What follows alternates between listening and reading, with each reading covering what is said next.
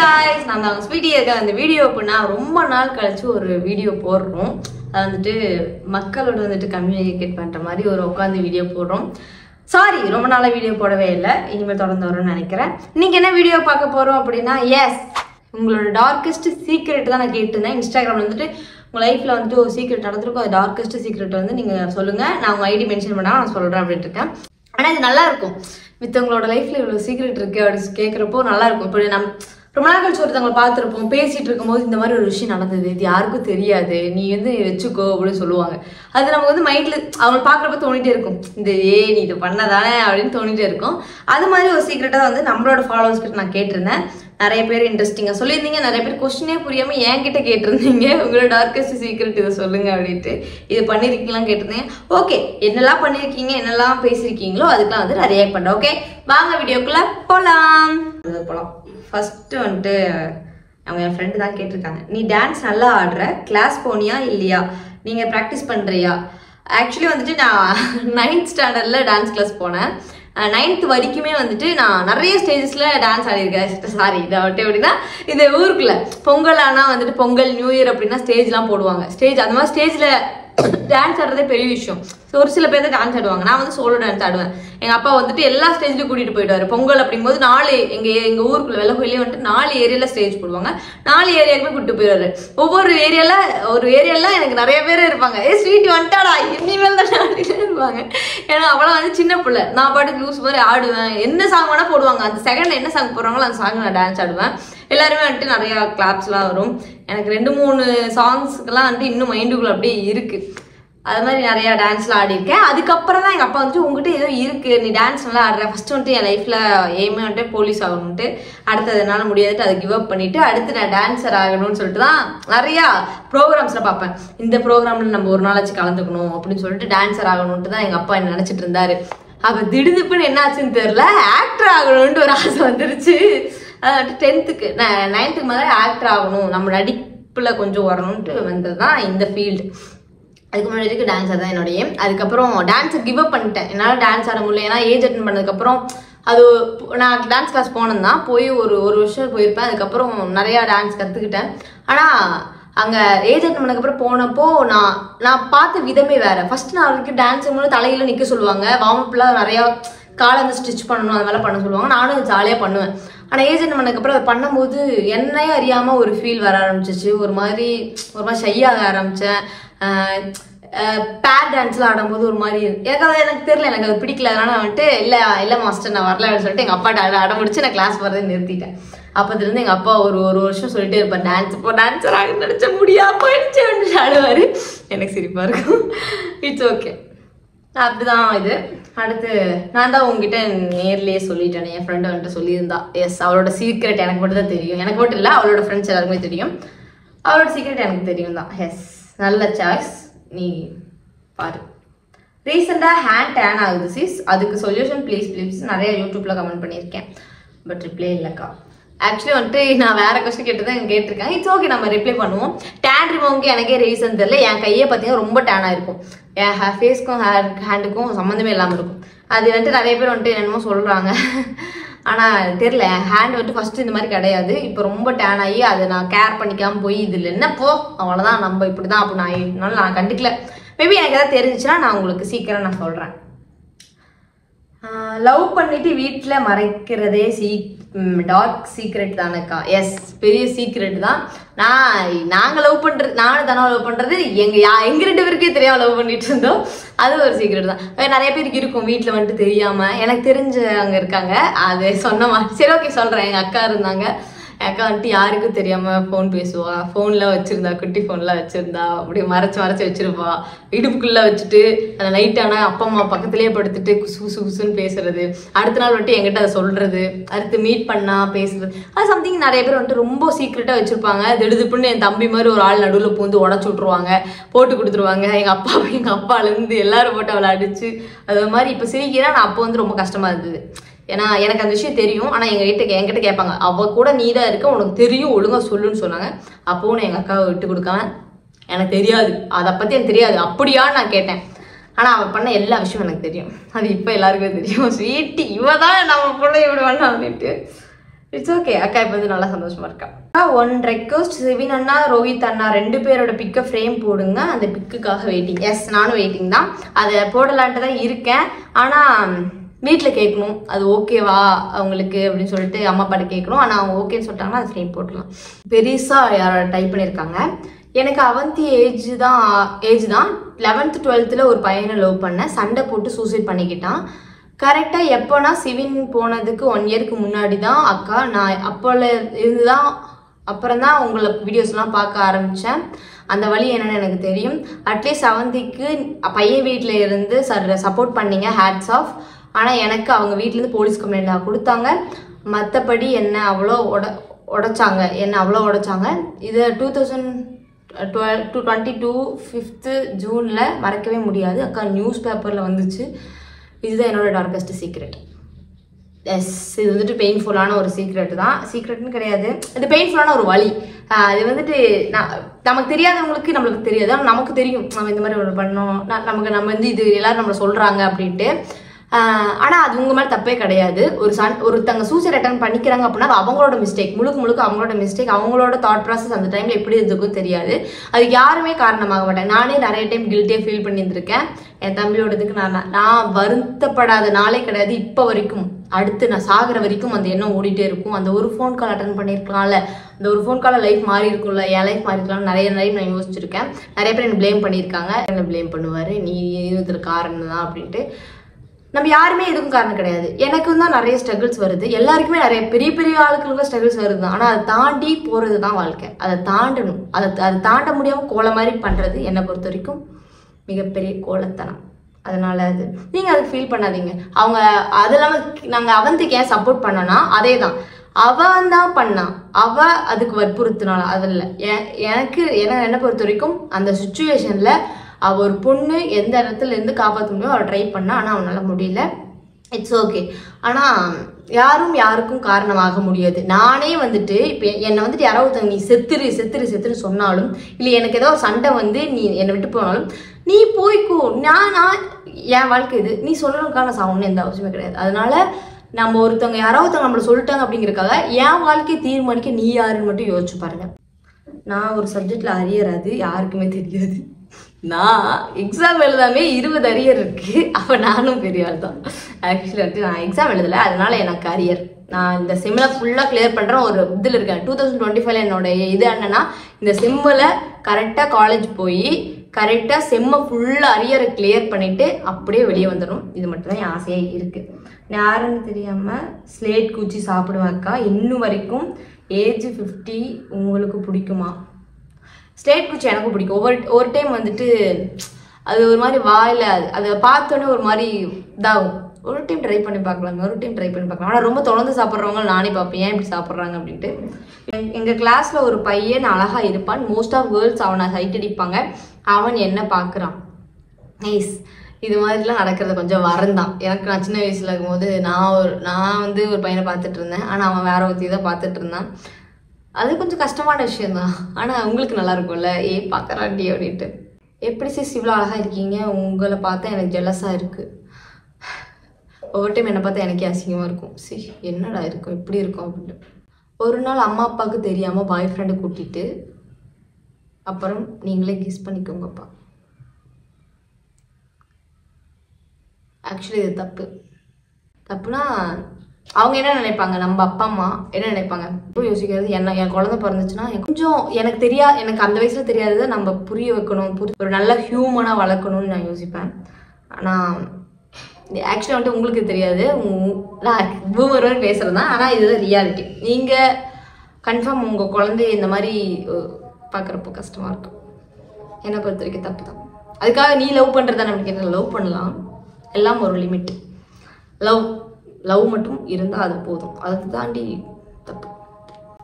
5th படிக்கிறேன், என் boy friend கூட எல்லாமே பண்ணிட்டேன். Expect then one in tuition. Actually வந்துட்டு இவங்களை டார்க் சீக்ரெட் சொல்ல வச்சது இன் டியூஷன்.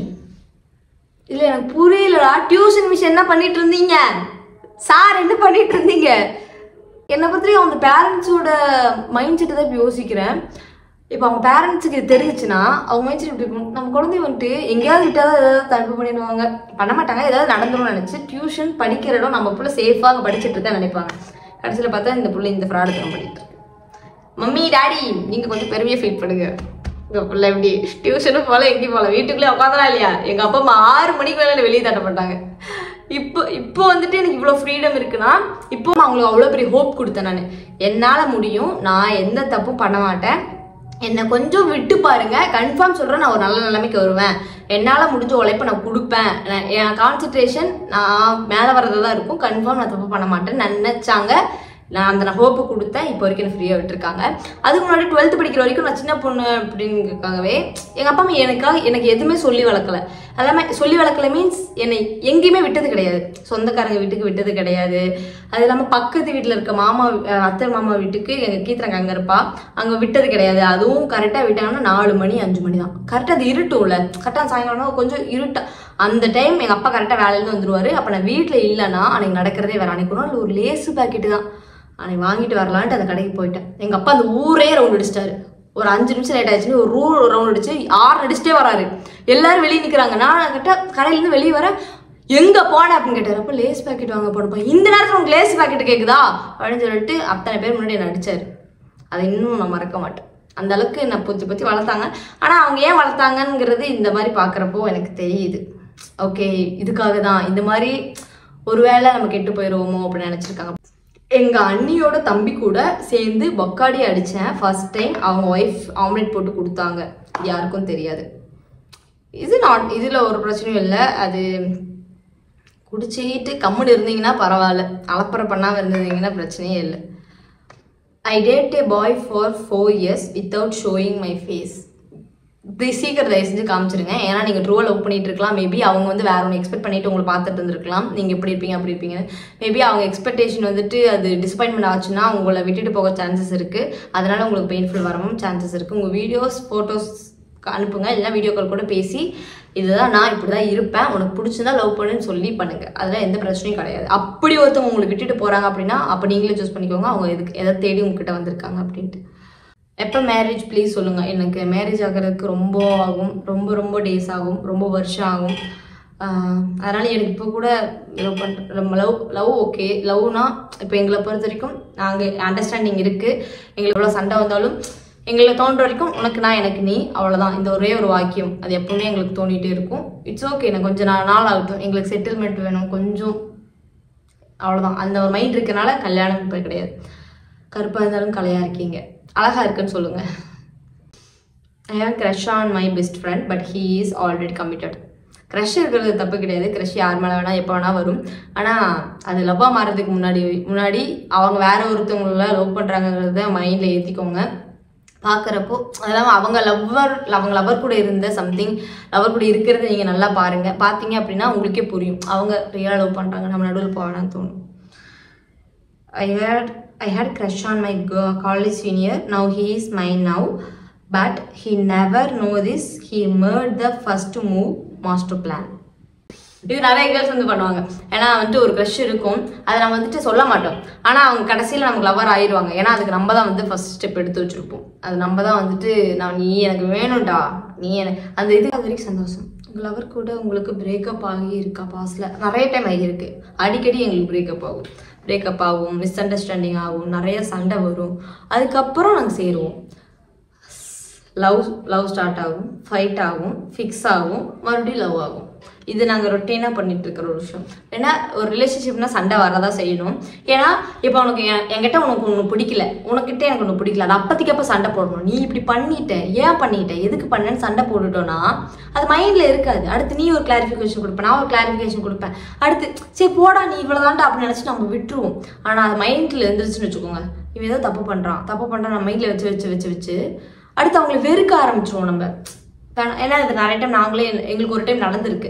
எங்களுக்குள்ள சண்டை வரும்போது எங்களுக்குள்ள நாங்கள் பேச சால்வ் பண்ணிக்கிட்டோம். ஓகே, நான் மனசில் வச்சு திடீர்னு யாரோ ஒருத்தவங்க வந்து எங்களை பற்றி கம்ப்ளைண்ட் பண்ணுறப்போ, 2 பேருக்கு ஆப்போசிட்ல வந்து கம்ப்ளைண்ட் பண்ணுறப்போ நாங்கள் உடனே அவங்க பேச்சு கேட்டுட்டு எங்களுக்குள்ள நிறைய பெரிய மிஸ் அண்டர்ஸ்டாண்டிங் பண்ணிக்கிட்டோம்.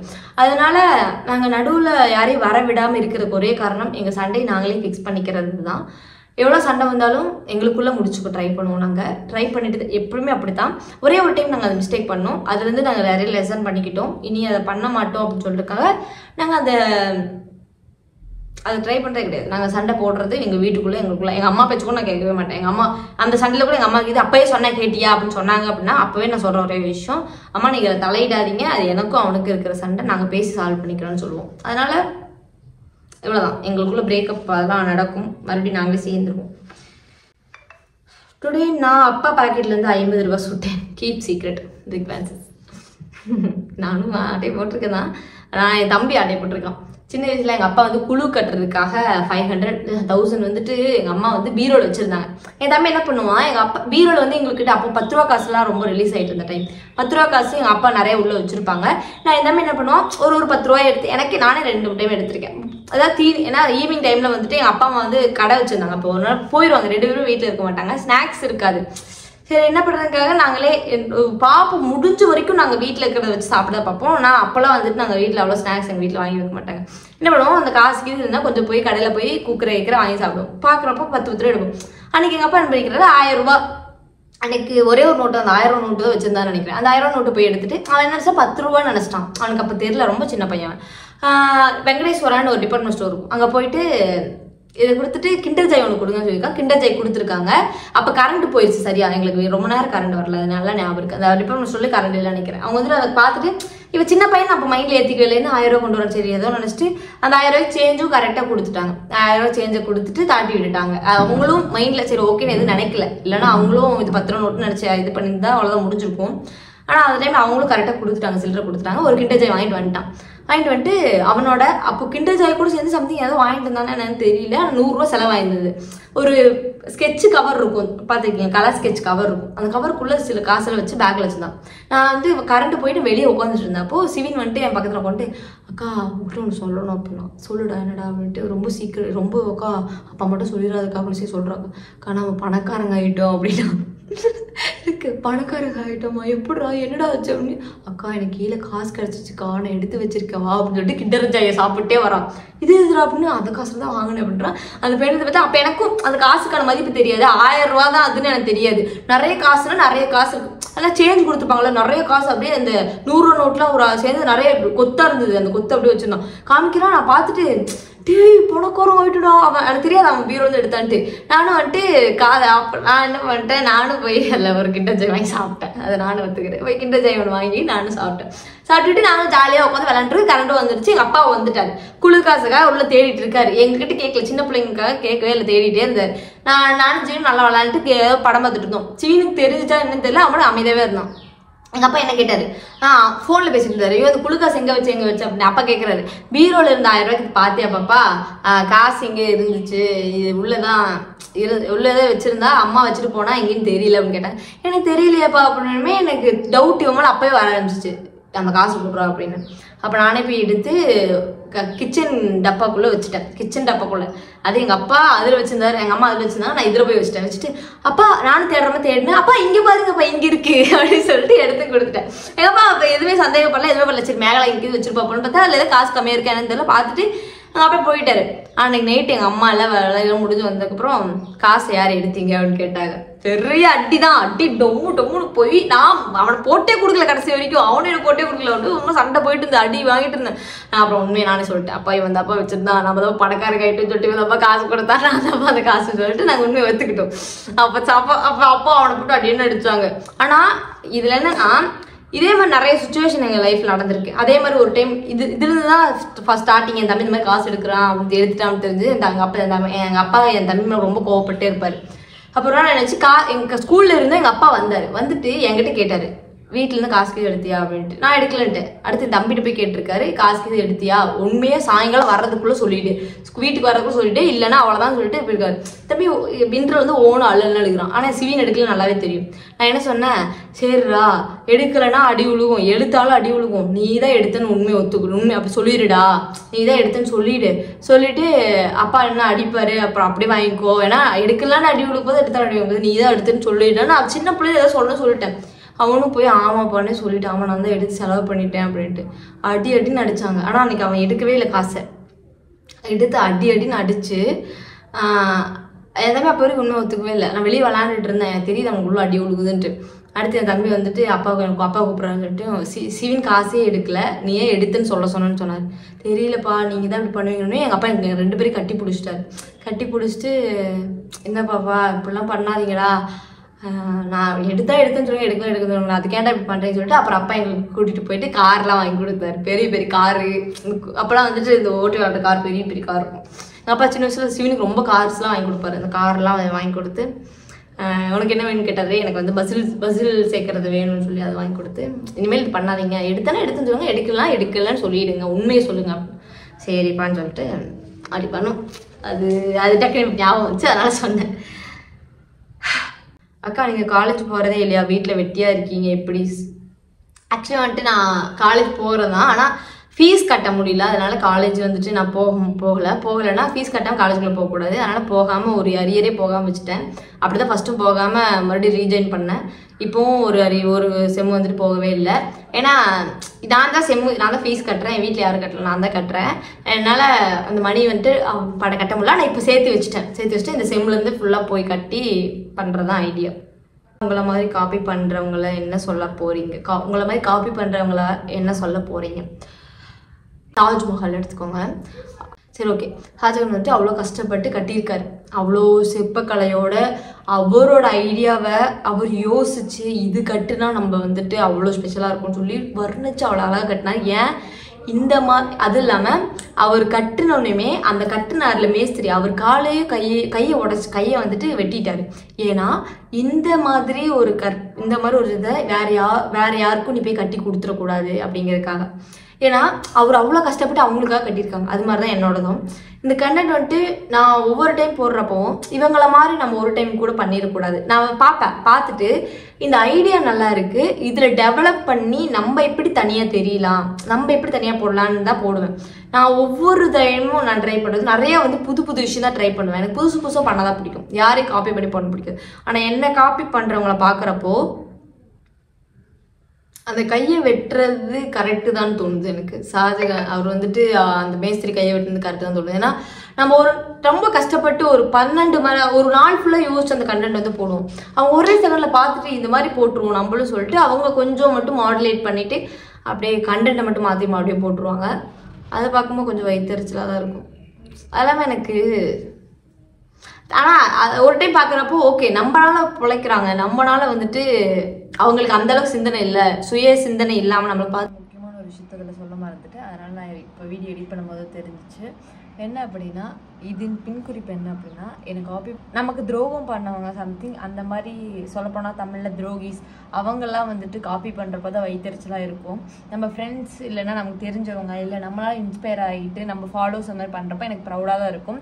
அது ப்ரௌட் மை செல்ஃப், பரவாயில்ல நம்மளால 2 கண்டென்ட் அவங்களுக்கு கிடச்சிருக்கு, நம்மளும் ஒரு கண்டென்ட் கிரியேட்டர் தான் அப்படி தோணும். கண்டென்ட் வயிற்றுச்சலாக தான் இருக்கும், கொஞ்சம் சுய சிந்தனையோட பண்ணுங்கன்னு இருக்கும். இதெல்லாம் சொல்ல வந்தேன். ஓகே மறுபடியும் வீடியோக்குள்ளே போங்க. அது பண்ணுறாங்கவோ ஓகேவா தான் இருக்கும், அதை வச்சு பெருமை தானே. இப்போ அவங்கள சுற்றி இருக்கவங்களுக்கு தெரியும்ல, நீ அவங்கள பார்த்தானா போடுற அப்படின்னு தெரியும்ல. அப்போ பார்க்குறப்போ அவங்களுக்கு என்ன ஃபீல் ஆகும். இப்போ நம்ம மித்தவங்களுக்கு தெரியாது, அவங்க கூட இருக்கவங்களுக்கு தெரியும்ல, இவங்களை பார்த்தானா போடுற அப்படிங்கும்போது அசிங்கமாக இருக்கும் அவங்களுக்கு. அந்த அசிங்கத்துக்கு கண்ணால் பார்க்க முடியலன்னு வேதனை, அவ்வளோதான் எனக்கு.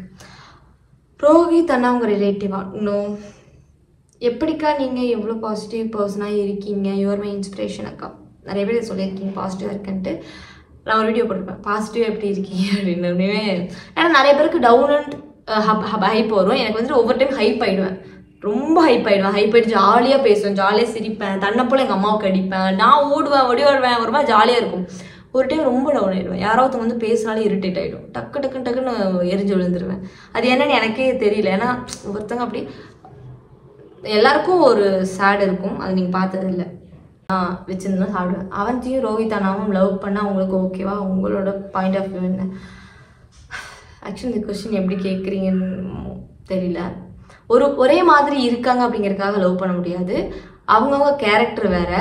அதே மாதிரி இது தப்பு, எப்படி சொல்கிறது.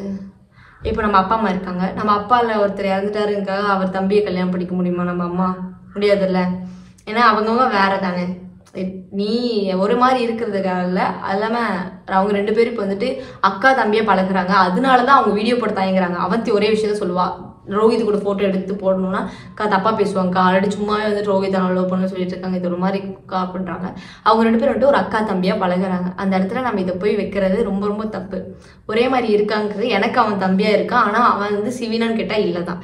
அவன் வந்து எனக்கு ஒரு தம்பி, அதனால அவளுக்கும் வந்துட்டு தம்பி தான். நீங்கள் எப்படி இது பேசுறீங்கன்னு தெரிய மாட்டேங்குது. என்னோட எக்ஸும் இன்ஸ்டாகிராமை நான் என்னோட எக்ஸோட இன்ஸ்டாகிராம் ஐடியை நான் இன்னும் யூஸ் பண்ணுறேன், அவனுக்கு தெரியாமல் அவன் இன்னும் பாஸ்வேர்டு மாத்துறேன். சூப்பர், அவனை என்ன வேணால் பண்ணலாம். இப்போ அவன் குடிமை உங்கள் கையில் மாதிரி வாங்க. ஹவு டு சர்வே இன் 2025. ஒரே ஒரு விஷயம்னு இல்லை, நிறைய விஷயம் இருக்குது. கொஞ்சமாச்சும் நம்மளோட ஸ்கில்ஸை இம்ப்ரூவ் பண்ணணும். அதுவும் இல்லாமல் நான் செஞ்ச தப்புகளை திரும்ப பண்ணக்கூடாது அப்படின்னு நிறையா ரொம்ப உறுதியாக இருக்கேன். 2024-23 பண்ண எந்த தப்பையும் ரிட்டன் திரும்பி பண்ணிடக்கூடாது. இன்னொரு இழப்பை என் வாழ்க்கையில் இனிமேல் சந்திச்சிடக்கூடாது. இந்த 2025 சந்திச்சிடக்கூடாது. கொஞ்சமாச்சும் மைண்டு பீஸாக வச்சுக்கணும். கொஞ்சம் கரியரை நோக்கி ஓடலான்ட்டு இருக்கேன். அதுவும் இல்லாமல் நிறைய ஸ்னேக்ஸ் இருக்காங்க, அந்த ஸ்னேக்ஸை பக்கத்தில் விடக்கூடாது. இப்போ நம்ம ஒரு பாம்பை பார்க்குறோம், ஒரு மியூசியமில் ஒரு பாம்பை பார்க்குறோன்னா அந்த பாம்பை அங்கேருந்து பார்க்குறப்போ பார்க்கலாம், பாம்பு பாடுற ஆச்சரியமாக பார்க்கலாம், அது அப்படி வர்ணிக்கலாம். அழகாக இருந்தால் அது அழகாக இருக்குது பார்க்கலாம், கம்பீரமாக இருக்கு கம்பீரம் அது சொல்லலாம். ஆனால் அந்த பாம்பை நம்ம வீட்டுக்குள்ளே வச்சு அழகு பார்க்க முடியாது, கரெக்டாக? இதே நம்ம தோளில் சாஞ்சு வச்சுட்டு உமா கொடுக்க முடியாது. அது என்னதான் நம்ம பொத்தி பொத்தி வளர்த்தாலும் அது ஒரு நாள் நம்மளை கொல்லத்தான் பார்க்கும். ஒரு கதை இருக்குது, ஒரு பிள்ளைடி வந்து ஒரு பாம்பை வளர்த்திட்டு இருந்தாங்களாம், ரொம்ப நாளாக சாப்பிடவே இல்லையா. டாக்டரை போய் செக் பண்ணாங்களாம், ஓகேன்னு விட்டுட்டாங்களாம். மறுபடியும் போய் பார்த்தப்போ அவங்க டாக்டர் சொன்னாராம், அது உங்களை சாப்பிட்றதுக்காக அது பசியாக்கிட்டு இருக்கு, உங்களை சாப்பிட்றதுக்காக உங்கள் அது சொல்லுவாங்களா. டெய்லியும் அந்த பாம்பு வந்து அந்த அம்மாவை சுற்றி படுக்குமா, சுற்றி ரவுண்ட் அடிச்சு தான் படுக்குமா அந்த அம்மா உருவத்தை. ஏன்னா அந்த அம்மாவோட உருவத்துக்கு தகுந்த மாதிரி அதோட உடம்ப வடிச்சிட்டு இருக்கு. ஒரு நாள் அதை சாப்பிட போகுது அந்த அம்மாவை. அது மாதிரி தான் அந்த ஸ்னேக்ஸுங்கிறது நிறையா ஃபேக் பீப்புள்ஸை சொல்கிறேன். அவங்க ஒரு நாள் நம்மளை சாப்பிட தான் போகிறாங்க. ஒரு டைம் உங்களுக்கு துரோகம் பண்ணிட்டாங்கன்னு தோணிடுச்சுன்னா அவங்கள தூரத்தில் வச்சு அழகு பார்க்க மட்டும் பாருங்கள், பக்கத்தில் ரொம்ப அலோடு பண்ணாதீங்க. தூரத்தில் இருந்தே பார்த்து அவங்களுக்கு உங்களால் என்ன அந்த அளவுக்கு அவங்கள வைத்தறிச்சலை கலப்ப முடியுமோ அந்த அளவுக்கு பண்ணுங்கள்.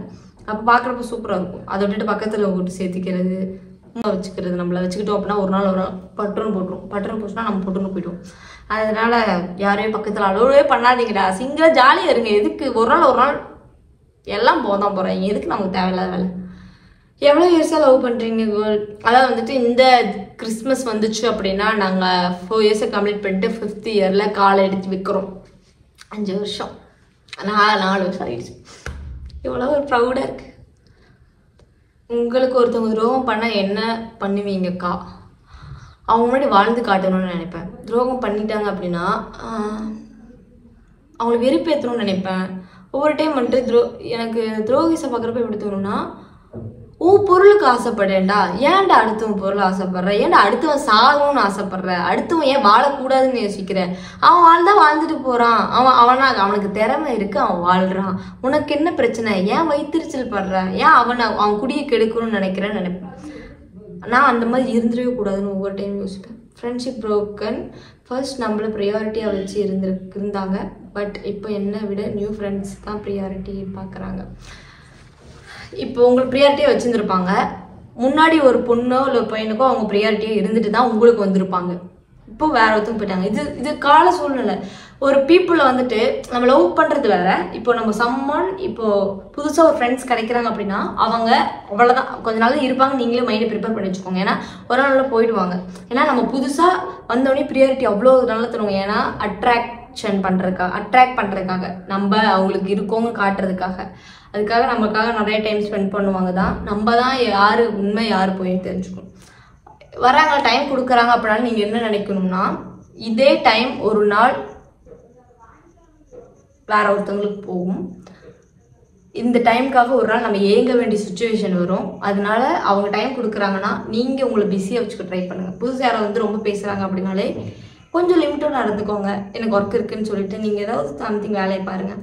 அது கொஞ்சம் கொஞ்சமாக பேசும்போது இருக்கிறது வேற, ஒரே அடியை ப்ரியாரிட்டி கொடுத்துட்டு டக்குன்னு அதை எடுக்கிறது வேற. போகிறாங்க நிறைய பேர் வந்தாங்க ஃப்ரெண்ட்ஸ்ன்னு சொல்லிட்டு, நானும் இவங்க தான் நம்ம ஃப்ரெண்ட்ஸ், இவங்க தான் நம்ம பெஸ்ட் ஃப்ரெண்ட்ஸ், பரவாயில்ல அப்படின்னு சொல்லிட்டு நானும் இருந்தேன் தான். கடைசியில் பார்த்தா திடுதுப்புன்னு தூக்கி போட்டுட்டு போயிடுறாங்க. ஒரு டைம் அவங்களே தான் வந்து நீ பேசவே மாட்டேன் ஃபீல் பண்ணுறாங்க. திடீர்னு பார்த்தா அவங்களே பேசாமல் ஒரு மாதம் 2 மாதம் இருப்பாங்க.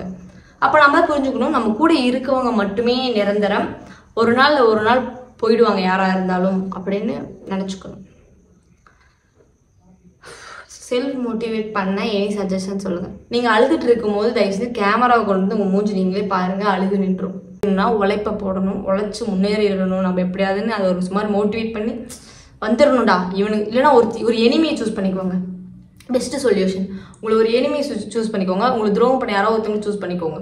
சூஸ் பண்ணிவிட்டு இவன் முன்னாடி ஏதோ ஒன்று பண்ணிடணும், வாழ்ந்து காட்டிடணும், இதை பண்ணுவோம், இவங்ககிட்ட இது இல்லை நம்ம இதை பண்ணுவோம், இதை வாங்கணும். இப்போ அவன் வந்துட்டு ஒரு கார் வச்சுருக்கான்னு வச்சுக்கோங்க, ஒரு கார் வச்சுருக்கான், இந்த காரை நம்ம இதுக்கு மேலே இருக்க வேர்ஸில் நம்ம வாங்கி காமிச்சிடணும்டா அப்படின்னு ஒரு மோட்டிவேட் பண்ணால் வாங்கிடுவீங்க நீங்கள்.